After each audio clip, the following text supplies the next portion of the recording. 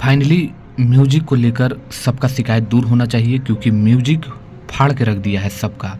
और पहली बार मैं म्यूजिक पर वीडियो बना रहा हूं, क्योंकि खेसारी लाल यादव के तमाम गाने का जो म्यूजिक आर्या शर्मा ने दिए थे सभी बेकार था।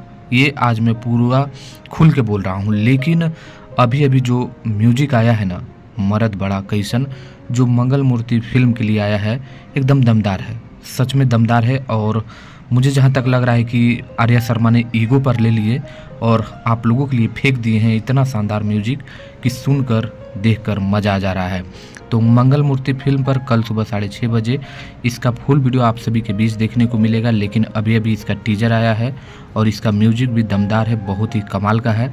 मैं चाहूँगा कि आप लोग भी इस म्यूजिक को सुने होंगे, तो आपको कैसा लगा है ज़रूर कमेंट करिएगा। और एक बार ज़रूर आप टीजर को देखिए, बेहतरीन सुपरहिट दमदार और एकदम शानदार है। मुझे बहुत ही अच्छा लगा।